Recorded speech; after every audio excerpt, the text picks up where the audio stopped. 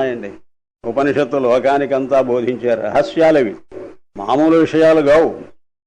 మామూలైతే వాటిని విషయం అంటాం. మరి ఎవరికి తెలియని విషయం చేస్తే దానికి రహస్యం అని పేరు పెట్టాం. అలాంటి రహస్యాలు రెండే. ఒకటి ఏమిటంటే జీవుడు, జగత్తు, ఈశ్వరుడు. ఈ మూడేనండి అసలు సృష్టిలో ఉండే పదార్థాలు. నాలుగవది లేదండి. రెండింటితో సరిపుచ్చుకోలేమండి. మూడున్నాయి. మూడింటికంటే అధికమైన సంఖ్యను మనం ఊహించలేమండి. కనుక మూడండి సృష్టిలో ఉండే పదార్థాలండి. మనకి ఎన్నో ఉన్నట్టు కనిపిస్తాయి, అది వట్టి మాట. ఆ మూడు పదార్థాల్లో చేరిపోతాయి, నువ్వు ఎన్నైనా ఊహించు. ఆ మూడు ఏమిటంటే, ఒకడు జీవుడు. మనతో ప్రారంభం అవుదాం. మనం ఇక్కడ ఉన్నాం, మనం సెంటర్, మనం కేంద్ర స్థానం అనుకోండి. ఏ మాట అయినా నువ్వు అన్నావనంటే నీ నోట ఉచ్చరిస్తావు. ఆ నోట నువ్వు ఆ మాట ఉచ్చరించాలంటే నీ మనస్సులో ఆలోచన రావాలి. నీ మనస్సులో ఆలోచన రావాలంటే నీవనేవాడి ఒకడు ఉండాలి. నీవే లేకపోతే నీకు ఆలోచన ఎలా వస్తుంది? ఆ నీవనేదేది? నీ జ్ఞానం. మొట్టమొదట ఏదున్నది? నా జ్ఞానం ఉన్నది. కనుక నేను కేంద్ర స్థానం. నేనేమని చూస్తున్నాను? నా చుట్టూ ఒక ప్రపంచం ఉన్నదని చూస్తున్నాను. ఇది రెండవది. మొదట నేనుండాలి. నేనుండి చూస్తే నాకు ఒక ప్రపంచం కనిపిస్తున్నది. నా పేరేమిటి? జీవుడు. నేను గ్రహిస్తున్నదేమిటి? జగత్తు. రెండు వచ్చేశాయా? ఇక మూడు. నేను ఈ జగత్తు అనగా జీవుడు జగత్తుతో సరిపుచ్చుకుంటే సరిపుచ్చుకోవచ్చు, కానీ మనకు తృప్తి లేదు. నేను ఎప్పుడు జన్మించాను అని ప్రశ్న వేసుకుంటాం. నా జన్మకు పూర్వం నేను ఎవరను అని ప్రశ్న వేస్తాం. మనకు తెలియదు. అలాగే ఈ జగత్ ఏమిటి? ఇది ఎక్కడి నుంచి వచ్చింది? ఎందుకు ఇలా నాకు కనిపిస్తూ ఉంది? దీనివల్ల ఏమిటి కష్ట సుఖాలు అని ప్రశ్న వేస్తూనే ఉంటావు. నీ యావజ్జీవం తేమలదు. ఆ జగత్తుగా ప్రాణం లేదు, జ్ఞానం లేదు. అది నీకు చెప్పే బాపతు కాదు. నువ్వు ఎన్ని ప్రశ్నలు వెయ్యి, అది మౌనంగా ఉంటుంది. పృథివీ, అప్పు, తేజస్సు, వాయువు, ఆకాశం, వాటిని ఏమైనా నువ్వు ప్రశ్నించు, మాకేమి మమ్మల్ని అడక్కండి. ఆ మాట కూడా అనవవి. మనం అనుకుంటున్నాం మమ్మల్ని అడక్కండి అని అంటున్నాయని నువ్వు నేను చెప్పుకుంటున్నాం. వాటి బదులు మనం జవాబు చెప్పుకుంటున్నాం. కాబట్టి అవి నోరు తెరిచి ఒక మాట మాట్లాడవు. మరి ఈ రెండింటికి ఎవరు సృష్టికర్త? ఉన్నట్టుండి వెళ్ళిపోతున్నాయి ఇవి, ఎక్కడికక్కడ విరిసిపోతున్నాయి. వీటికి లయకర్త ఎవరు? బతికినంతకాలము తర్వాత ఏం జరుగుతుందో, మరుక్షణం ఏం జరుగుతుందో నీకు చస్తే తెలియదు. స్థితికర్త ఎవరు? కనుక ఈ సృష్టి, స్థితి, లయాలు నీవు చేయటం లేదు. నీవు చూస్తున్న ఈ జడ ప్రపంచము చేయటం లేదు. మరి ఎవరు చేస్తున్నట్టు? ఎవరు చేస్తున్నారో మాకు తెలియదండి. తెలియకపోతే ఎలా చెప్పావు? నాకు తెలియదు కానండి, ఆ పదార్థం అంటూ ఒకటి ఉండి తీరాలండి.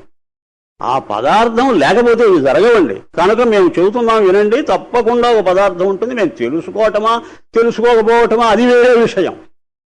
గుర్తిస్తే ధన్యులం, గుర్తించకపోతే ఇంతే మా జీవితం. అలాంటి పదార్థానికి ఈశ్వరుడని పేరు పెట్టాం. కనుక ఇంతకు మించి ఇంకా పదార్థం అంటూ లేదు. ఈ మూడేనండి. కళలో కూడా మర్చిపోకూడదు మనం. దీనికే తత్వత్రయం అని పేరు పెట్టారు రామానుజాచార్యుల వారు. తత్వత్రయం. ఈ మూడే ఫ్యాక్ట్స్ అన్నాడు ఆయన. సరిపోయిందా? ఇప్పుడు ఈ మూడింటి వరకు రహస్యం లేదండి. ఈ మూడు, నేను జీవుడు అనుకోవడానికి ఏం పెద్ద రహస్యం? ఇది నేను చూస్తున్నది ప్రపంచం అనుకోవటం రహస్యం కాదు. ఎక్కడో ఉన్నాడు ఈశ్వరుడని ప్రతివాడు అంటాడు. రిక్షావాలా కూడా అంటాడు. ఎక్కడో ఉన్నాడంటే ఆ పరమాత్మ భగవంతుడు అంటూనే ఉంటాడు. వాడు చూడలే, నువ్వు చూడలే. అంచేత ఈ మూడు రహస్యం కాదండి. ఈ మూడు కూడా బాహాటంగా ప్రతి ఒక్కరికి తెలిసే విషయాలే. మరి ఉపనిషత్తు ఏమిటి రహస్యం చెబుతున్నదంటారు? ఉపనిషత్తు చెప్పే రహస్యం ఏమిటంటే, ఈ మూడు వేరువేరుగా దేనిపాటికది విడివిడిగా లేవండి. ఈ మూడు కలిసి ముద్ద చేస్తే ఆ ముద్ద ఏదో కాదండి, నీ ఆత్మస్వరూపం. నేనేనండి జీవుడు, నేనేనండి నేను చూసే ప్రపంచం, నేనేనండి ఎక్కడో ఉన్నాడని భావించే ఈశ్వరుడు, జీవ జగదీశ్వరులు మూడు నాకు వేరుగా ఎక్కడా లేవండి, నా ఆత్మ చైతన్యమేనండి ఉన్న పదార్థం. ఇదండి గొప్ప రహస్యం. ఈ రహస్యం మీకు ఈ భూప్రపంచంలో ఏ విద్య చెప్పదు, ఏ కళ చెప్పదు, ఏ లోకజ్ఞానం చెప్పదు, ఆఖరుకు మతం కూడా చెప్పదు. కామన్ సెన్స్ దగ్గర నుంచి రిలీజియస్ సెన్స్ వరకు ఏ సెన్స్ వల్లనూ నువ్వు గ్రహించే విషయం కాదిది. కనుక గొప్ప రహస్యం అవునా కాదా? అది మనం భేదించి పట్టుకోగలిగితే ధన్యులం, అది వేరే విషయం. అసలు నువ్వు వింటూ ఉంటేనే ఎంత అద్భుతంగా ఉంది, ఎంత థ్రిల్లింగ్గా ఉన్నది నీకు. ఇది రహస్యం అంటే. ఇది ఒక రహస్యం. అది రెండవ రహస్యం ఏంటంటే, ఆ ఆత్మ చైతన్యం వీటి మూడింటినీ కలుపుకొని కూర్చోటమే కాక, అది మరి ఏమిటి, దానికి ఎంత పెద్ద శక్తి ఉన్నదో ఎంత ప్రభావం ఉన్నదో చెప్పలేం. అదే ఈ మూడు వేషాలు ధరించి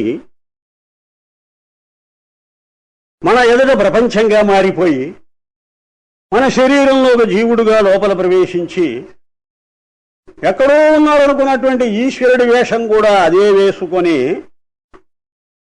మనం అజ్ఞానంతో చూస్తున్నంత వరకు మూడు భిన్న భిన్నంగా కనిపిస్తూ, మనకు జ్ఞానోదయమై ఒక్కసారి కళ్ళు తెరిచి చూస్తే, కళ్ళంటే ఈ కళ్ళు కాదు, మనోనేత్రం తెరిచి చూస్తే ఏముంది ఇదంతా నా స్వరూపమే కదా అని మళ్ళీ అనిపించేటువంటి ఒక పెద్ద నాటకం ఆడుతున్నది.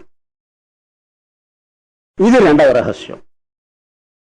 ఇంక దీంతో సమాప్తం. ఇంకా రహస్యాలే లేవు భూప్రపంచంలో. మీకు ఇంకా ప్రపంచంలో రహస్యం అనేది ఎక్కడైనా ఎవడైనా చెప్పాయంటే వట్టి మాట, అది రహస్యం కాదు, పాడు కాదు. ఉన్న రహస్యాలు ఇవి రెండే. ఈ రెండు రహస్యాలు చెబుతానని కంకణం కట్టుకున్నటువంటిది ఒక ఉపనిషత్తే, మరేది కాదు. కానుకనే శంకర భగవత్పాదులు సూత్రభాష్యంలో ఒక బంగారం లాంటి మాట అన్నాడు. ఏమనంటే, ఉపనిషన్నామ, ఉపనిషత్ అంటే ఏమనుకుంటున్నారు మీరు? ఒక్కొక్క చోట ఒక్కొక్క అర్థం చెప్పాడు ఆయన. అక్కడ చెప్పిన అర్థం చెబుతా, రహస్య విజ్ఞానం అన్నాడు. ఈ రహస్యం మొదట చెప్పినవాడు భగవత్పాదులు.